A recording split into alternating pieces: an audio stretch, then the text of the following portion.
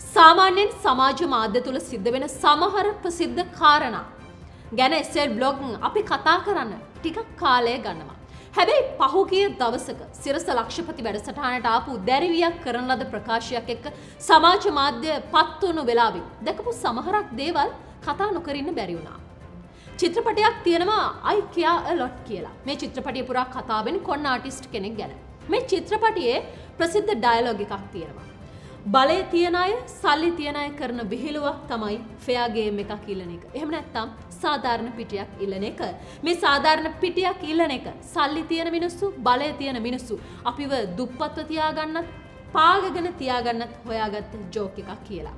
එතකොට අද අර ප්‍රෝග්‍රෑම් එකට ඇවිල්ලා සිංහරාජ වන විනාශය ගැන කතා කරපු දැරිවිගෙන් ඉරාජ්ලා පාර්ලිමේන්තුවේ මන්ත්‍රීවරු, එතකොට සමාජ මාධ්‍ය තුල ආණ්ඩුව වෙනුවෙන් පෙනීන මිනිස්සු, පොලිසිය මේ වගේ බහුතරයක් දෙනා සාධාරණ පිටියක් ඉල්ලනවා. හැබැයි මේ සාධාරණ පිටියක් ඉල්ලන එක එදා විල්පත්තුව වෙනුවෙන් ඔවුන් කරපු සටන ඇතුලේ තිබුණද කියන එක ප්‍රශ්නයක්. අපි එදත් ඒ සම්බන්ධයෙන් අපේ විරුද්ධත්වය ප්‍රකාශ කළා. අපේ විරෝධය ප්‍රකාශ කළා. විල්පත්තුවේ මේ කපපු ඉඩම් වලට ඔප්පු ලබා දෙන්නේ 2013 දී. විල්පත්තුවේ කපන්නේ පරිවාර කැලෑවක්. ගස් දන්නේ නැහැනේ මම ඉන්නේ අපි ඉන්නේ පරිවාර කැලෑවකද මොකේකද කියන එක. අනිත් කාරණාව තමයි මේ ආණ්ඩුව තව අවුරුදු 3මාරකින් 4කින් යාවි. එතකොට මේ ඉන්න වයසක මිනිස්සු ටික තව ටිකක් කල් ජීවත් වෙලා මැරිලා යාවි. හැබැයි අපෙන් පස්සේ පරම්පරාවක් ඉන්නවා.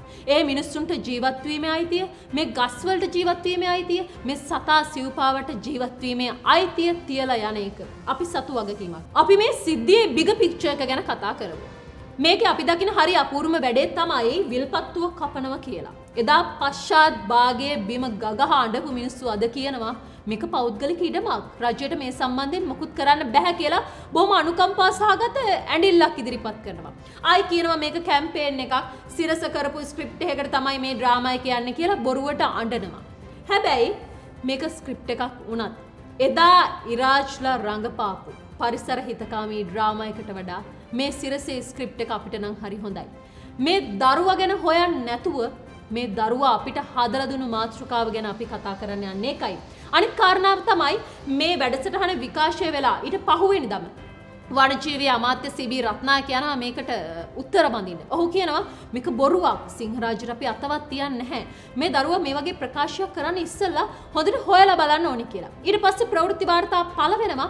හැරෙන තැපෑලෙන් පොලිසිය යනවා මේ දරුවගේ නිවසට. මේකේ ඇත්ත නැත්ත හොයලා බලන්න. හැබැයි මේ සිංහරාජ වන විනාශය ගැන මුලින්ම හෙළිදරව් කරන්නේ මේ දරුවා නෙවෙයි. මුලින්ම හෙළිදරව් කරන්නේ දෙරණ උකුස්සා. ඊටත් පස්සේ සජීව චාමිකර. ඊටත් පස්සේ දිවයින පුවත්පත. හැබැයි මේ කා ගාවටවත් පොලිසිය යන්නේ නැහැ ඇත්ත නැත්ත හොයන්න. අපිට මීට පෙර කොයි තරම්නම් පරිසර සංහාර ගැන වාර්තා වුණාද? හැබැයි අපිට අහන්න දකින්න හම්බුනේ නැහැ. ඒ වගේ ඇත්ත නැත්ත හොයන්න පොලිසිය යනවා. ඉතින් සිරසේ කතාව පිළිගන්න බැරි නම්, සිරස කියන්නේ බොරු නම්, එතකොට දෙරණ, එතකොට දිවයින, එතකොට සජීව චාමිකර කිව්වේ මොකක්ද? කොහේ හරි කැලයක් කැපෙනවා කියලා කිව්වම, කෑ ගැහුවම ආණ්ඩුව පැත්තෙන් ඊටන ප්‍රතිචාරය තමයි මේක පෞද්ගලික ඉඩමක් කිය. පෞද්ගලික ඉඩම්වල ඕන දෙයක් කරන්න පුළුවන් වගේ කතා. සාමාන්‍යයෙන් ගෙදරක වත්තක තියෙන කොස් ගහක් කොහොම ගහක් එහෙම හිතුමතේට කපන්න බෑ. ඒකට දීර්ඝ ක්‍රියාවලියක් තියෙනවා. අපි කියන්නේ ඒක හොඳයි. ලෝකෙ එහෙම තමයි වෙන්නේ. ලෝකෙ මිනිස්සුන්ට හිතු මතේට ගස් කොළන් කපන්න බෑ.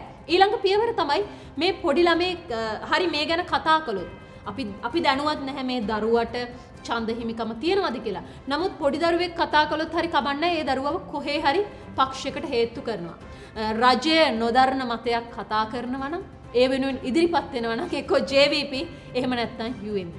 ලක්ෂ්මන් කිරයාලට අයිති හන්තාන ඉඩමක ගස් කැපුවා කියලා මධ්‍යම පරිසර අධිකාරියෙන් පරීක්ෂණ කරනවා. නඩුත් දාන්න යනවා. ඒකට හේතුව තමයි සංවේදී කලාපයක සිදු කරන ඕනෑම කටයුත්තකදී පරිසර අධිකාරියේ අවසරය අවශ්‍ය නිසා. අපිට මේකේ තියෙන ප්‍රශ්නය තමයි වන සංහාරයක් පිළිබඳ ප්‍රධාන ධාරාවේ නාලිකාවක වැඩසටහනකදී දරුවෙක් කරන ප්‍රකාශයකට ඇයි මේ රට කැළඹිලා? එහෙනම් මේ ප්‍රකාශ සුළුපටු එකක් වෙන්න බැහැනේ. බොහොම බරපතල ගණේ ප්‍රකාශයක් වෙන්න ඕනේ. නමුත් මීට පෙර මේ සම්බන්ධයෙන් අපේ රටේ ආරක්ෂක ලේකම් විශ්‍රාමික ජෙනරාල් කමල් ගුණරත්න මහත්මයාත් ප්‍රකාශන සිද්ධ කරනවා. නමුත් ඒ සඳහා මේ පරිසර ඇමති, වනජීවී ඇමති, වන සංරක්ෂණ ඇමති එකී මෙකී නොකී මිනිස්සු කිසි කෙනෙක් ආරක්ෂක ලේකම්වරයා කිව්ව දේ ගැන අපි සොයලා බලනවා. ඔහු කිව්වේ බොරු. මේක මේ රට නමගෑවීමක් වගේ කිසි කතාවක් කරන්නේ නැහැ. නමුත් මේ සිරසේ ප්‍රෝග්‍රෑම් එකට ඇවිල්ලා මේ වන සංහාරය ගැන ප්‍රකාශ කරපු මේ දරුවාගේ ප්‍රකාශය සම්බන්ධයෙන් රටේ පුදුම කැළමිල්ලක්. මේක ස්ක්‍රිප්ට් එකකට කරපු දෙයක්ලු, මේක ඩ්‍රාමා එකක්ලු, මේ සම්බන්ධයෙන් පුදුම දැඟලිල්ලක්. මේකේ මාර ලස්සන වැඩේ කියන්නේ ඉරාජ් මහත්මයා කෝල් එකක් අරගෙන හරි අහිංසක විදියට කියනවා අපිට මේක ඇත්තයි බොරුවයි හොයාගන්න බැහැ කියලා. නමුත් පහුගිය දවස්වල බොරු තියලා පයින් ගහපු මිනිස්සු තමයි ඔය ඇත්ත බොරුව හොයාගන්න බැහැ කියලා. කියන්නේ ඒක කොච්චරක්ද කියනවා නම් ඉරාජ්ට මතකත් නැහැ එයා කියපු බොරු මොනවද කියලා. ඒ නිසාමද කොහෙද ඡන්දේ කාලේ දාපු පෝස්ට් මේ වෙනකොට ඉවත් කරගෙන තියෙනවා. අපි මුලින්ම කිව්වා අපි මේ කතාව වේල පහම කතා කරන්න හේතුවක් තියෙනවා කියලා. ඒ තමයි අපි දැක්කා සමාජ මාධ්‍යයේ අසාමාන්‍ය හැසිරීමක්. ඉලෙක්ෂන් කාලේ වැඩ කරපු බොට්ස්ලා. එහෙම නැත්නම් අපි කියනවා මේ ෆේක් account. එහෙම නැත්නම් අපි කියනවා like farms. එහෙම නැත්නම් අපි කියනවා comment farm. වැඩ කරපු ෆේක් account මේ සිද්ධියත් එක්ක නැවත ඇක්ටිව් වෙලා තියෙනවා. කාලයකට පස්සේ දේශපාලන වැඩ සඳහා භාවිතා නොකරපු ඉරාජ්ගේ 1 මිලියන් ලයික් තියෙන පේජ් එක මේ කුණ හෝදන වැඩේට කරගහලා තියෙනවා. ඉරාජ් මේකට සම්බන්ධ වීමත් එක්ක අපිට කාරණා දෙකක් පැහැදිලි වෙනවා. එකක් තමයි එක්කෝ බොහොම ඉක්මනින් පළාත් සභා ඡන්දයක් තියෙනවා කියන එක. අනිත් කාරණාව තමයි ඉරාජ් පළාත් සභා ඡන්දෙට ඉදිරිපත් වෙනවා කියන එක. මේ බොට්ස් කතාව බොහොම සරලව අවබෝධ කරගන්න අපි ඔබට පෝස්ට් එකක් පෙන්නනවා. මේ සොනාල ගුණවර්ධන තමන්ගේ Facebook පිටුවේ පළ කරලා තිබුණු සටහනක්. සොනාල ගුණවර්ධන කියන්නේ ඡන්දෙන් පස්සේ ජාතික පුස්තකාල සභාවේ සභාපති ධූරයට පත් වුණු සහ වත්මන් සභාපතිවරයා. ඡන්දේ දිනුවට පස්සේ සොනාලට ආපු ඕවර් කොන්ෆිඩන්ස් එකත් එක්ක ඡන්දෙන් පස්සේ සොනාල මේ පෝස්ට් එක පළ කරනවා. හැබැයි කිව යුතුයි මේ පෝස්ට් එක පළ කරලා බොහොම ඉක්මනින් ඔහු මේ පෝස්ට් එක ඉවත් කරගන්නවා.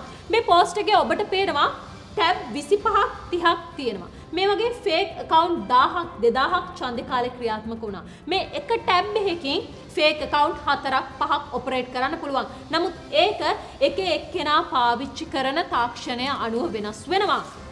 පහුගිය ඡන්දේ කාලේ මේ වගේ පාවිච්චි කරපු account 2-3000ක් සේවයේ යොදවලා තිබුණා. මේක අවස්ථාවක් වුණු නිසාම ඔබට පුළුවන් ෆේක් accounts හඳුනා ගන්න. ඒ කාලේ නම් ෆේක් සහ ඔරිජිනල් account mix වෙලා තිබ්බේ හඳුනා ගන්න හරි අපහසුයි. නමුත් දැන් එහෙම නැහැ. මේ සිද්ධිය සම්බන්ධයෙන් පහළට වැටිලා කමෙන්ට් කරන ප්‍රොෆයිල් වලට ගිහිලා බලන්න. බහුතරයක් ප්‍රොෆයිල් වල පික්චර්ස් නැහැ.